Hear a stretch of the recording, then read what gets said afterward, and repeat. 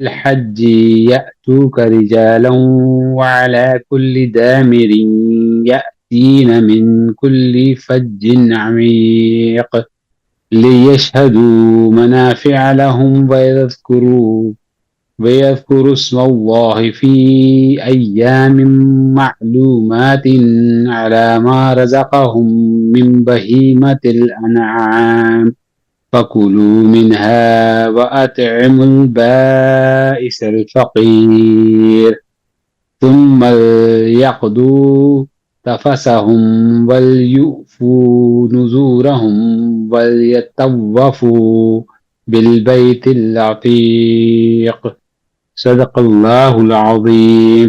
ترجمہ: اور لوگوں کو حج کے لیے اذن عام دے دو کہ وہ تمہارے پاس ہر دور دراز مقام سے پیدل اور اونٹوں پر سوار آئیں تاکہ وہ فائدے دیکھیں جو یہاں ان کے لیے رکھے گئے ہیں، اور چند مقرر دنوں میں ان جانوروں پر اللہ کا نام لیں جو اس نے انہیں بخشے ہیں، خود بھی کھائیں اور تنگ دست محتاج کو بھی دیں، پھر اپنا میل کچیل دور کریں اور اپنی نظریں پوری کریں اور اس قدیم گھر کا طواف کریں۔ صدق اللہ العظیم۔ ہم آج بات کر رہے ہیں فلسفہ حج اور ابراہیم علیہ السلام کی اہمیت کے بارے میں۔ ہم سب حج کا مطلب جانتے ہیں کہ حج کا مطلب کیا ہے۔ جو میں ایک آج تک سمجھا ہوں اپنی یہ چھوٹی سی زندگی میں، کہ جو معنی ہم حج کے پہلے سمجھتے رہے، اصل میں وہ معنی حج کے وہ ہے ہی نہیں۔ جو قربانی کے معنی ہم لوگ سمجھتے رہے، وہ قربانی کے معنی ہے ہی نہیں۔ جب ہم قرآن سے نزدیک ہونا شروع ہوئے تب پتہ چلا کہ حج اور قربانی کا مطلب کیا ہے۔ اسلام کے بارے میں پڑھا سورہ بقرہ میں۔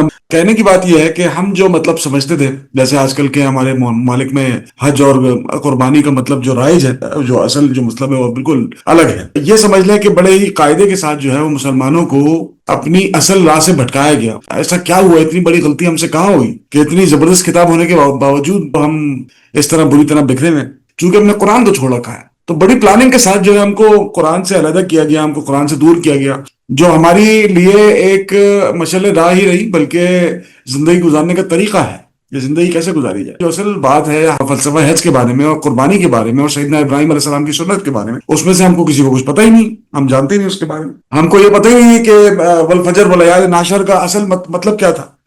وہ والفجر والیال عشر جو 10 راتوں کی بات ہوئی ہے، وہ کس 10 رات کی بات ہوئی ہے؟ وہ اب جو ہم گزار رہے ہیں آج کل، یہ وہ 10 راتیں ہیں۔ ہمارے دین کو سمجھنے کا جو مفہوم ہے، جو ہمارے دین کو سمجھنے کا فہم ہے، وہ بالکل ایک الگ ہے جو ہم کو بتایا گیا ہے، اور اصل دین جو ہے وہ کچھ اور ہے جو ہم کو جس سے دور رکھنے کی بڑی زبردست پلاننگ کر کے کوشش کی گئی، اور وہ کافی اس کوشش میں کامیاب بھی ہیں۔ ہم لوگ بات کر رہے ہیں حج کے اوپر، فلسفہ حج اور ابراہیم علیہ السلام۔ جیسے میں نے ابھی تمہید باندھی کہ حج کے بارے میں یا فلسفہ حج کے بارے میں ہم کو جو معلومات پہلے تھی، اور جب ہم قرآن سے جڑے اس کے بعد جو معلومات ہوئی، بالکل آگے لگے۔ ورڈ جو بنا ہے قربانی کا، قاف را اور با، قرب، جس کا مفہوم ہے قریب ہونا۔ قربانی کی اصطلاح لفظ قربان سے بنی ہے، جس کے معنی ہر وہ شے جسے اللہ کی راہ میں اس کا قرب حاصل کرنے کے لیے پیش کر دیا جائے۔ اچھا، ہم قربانی کا مطلب کچھ اور سمجھتے تھے۔ اصل قربانی کا مطلب یہ ہے کہ آپ نے ہر وہ چیز جو آپ کو پسند ہے، اللہ کا قرب حاصل کرنے کے لیے اللہ کی راہ میں اس کو پیش کر دیا جائے۔ جیسے قرآن میں سورہ توبہ میں اللہ سبحانہ تعالیٰ فرماتے ہیں کہ اور بعض دیہاتی ایسے ہیں کہ اللہ پر اور روز آخرت پر ایمان رکھتے ہیں، اور جو کچھ خرچ کرتے ہیں اس کو اللہ کی قربت اور رسول کی دعاؤں کا ذریعہ سمجھتے ہیں۔ فقہی اعتبار سے قربانی سے مراد وہ جانور ہے اللہ کی رضا کے حصول کے لیے یہ شکرانے کے طور پر کسی کفارے کے طور پر ذبح کیا جاتا ہے۔ قرآن کریم میں اس کے لیے خدا جو قربانی جو بنا پیش کی جاتی ہے، یہ نسک کے الفاظ آئے ہیں۔ جو ہماری حیات ہے اس کا ایک مقصد اللہ سبحانہ تعالیٰ نے بیان فرمایا قرآن میں، اور بار بار اسی کے بارے میں بات رکھی ہے کہ ہماری حیات کا مقصد کیا ہے۔ اور اگر ہم سورہ ملک کی آیت نمبر 2 اٹھا کے دیکھتے ہیں تو اس میں اللہ سبحانہ تعالیٰ یہی کہتے ہیں کہ الذی خلق الموت والحیات لیبلوکم ایکم احسن عملا، اس نے موت اور زندگی کو پیدا کیا تاکہ تمہاری آزمائش کرے کہ تم میں سے کون عمل کے اعتبار سے بہتر ہے۔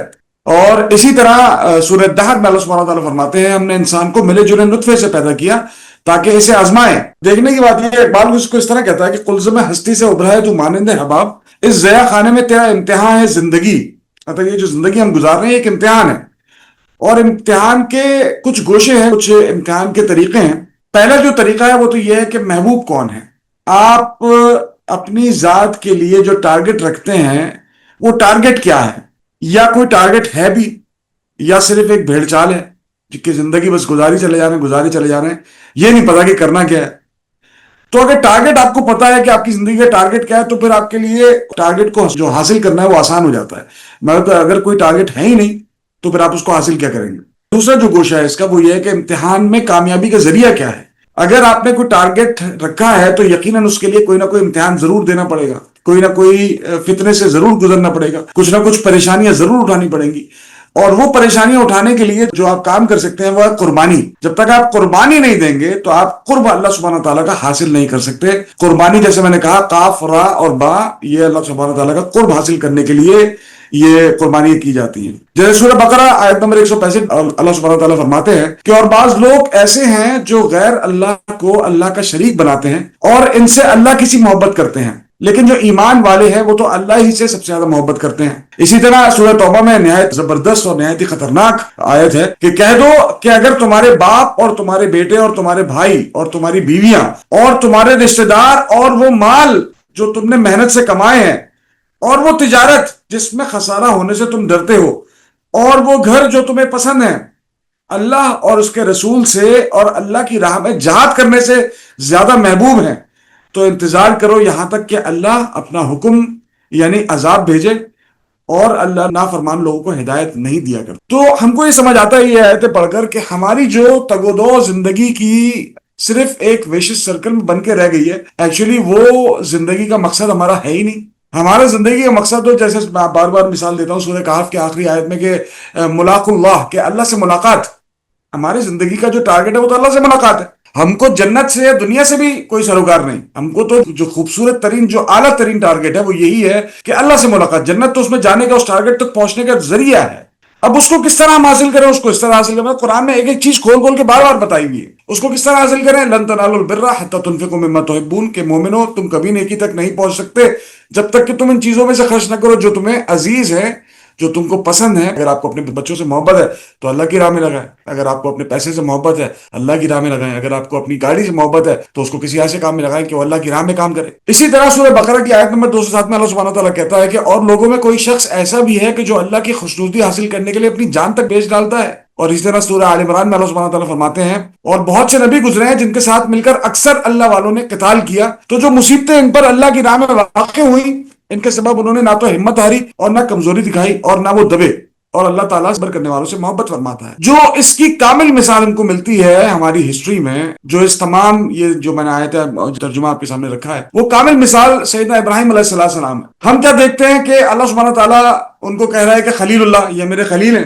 مطلب دوست، اللہ کا دوست، اور خلیل کا رسول سے بھی بڑا ہوتا ہے خلیل اللہ۔ امام الانبیاء، مطلب تمام نبی جتنے بڑے بڑے انبیاء گزرے ہیں ان کے باپ، کتنا بڑا رتبہ ہے۔ ان کی دعا جو قبول ہوئی، اس دعا کی بدولت آج ہم یہاں یہ عرب میں بیٹھے ہیں۔ ان کی جو دعا تھی خوبصورت ترین دعا ہے کہ رب اجعل ھذا بلدنا آمنا، کہ اس بلد کو اس ملک کو امن والا بنا دے، اور ماشاءاللہ آج تک اس ملک میں امن ہے، اس میں کوئی شک نہیں۔ ان کی دعاؤں سے جو ہے وہ آج ہماری زندگی چلتی ہے۔ رب اجعل لی مقیم الصلاۃ ومن ذریتی ربنا وتقبل دعاء ربنا اغفر لی ولوالدی وللمؤمنین یوم یقوم الحساب، یہ سیدنا ابراہیم علیہ السلام کی دعا ہے۔ تو ایسا کیا انہوں نے کیا؟ ہم یہ دیکھتے ہیں کہ اللہ سبحانہ تعالیٰ اتنے بڑے بڑے مراتب ان کو دے رہے ہیں، مگر جب ہم ان کی زندگی میں نگاہ ڈالتے ہیں تو ان کی زندگی ایک سے ایک آزمائش، ایک سے ایک آزمائش، ایک سے ایک آزمائش میں گزرتی گئی۔ جیسے سورہ بقرہ میں اللہ سبحانہ تعالیٰ کہہ رہے ہیں کہ اور جب اللہ نے چند باتوں میں ابراہیم کی آزمائش کی تو ان میں پورے اترے۔ سیدنا ابراہیم علیہ السلام کو اگر ہم زندگی پر ان کی نگاہ ڈالیں تو ہم یہ دیکھتے ہیں کہ کسی بھی طرح کے شرک کی نفی انہوں نے بڑے زبردست طریقے سے کی، اور کس وقت میں جب ایک 12 13 14 سال کا لڑکا جو ہے آج کے زمانے میں اگر ہم دیکھتے ہیں تو اس کو اندازہ ہی نہیں ہے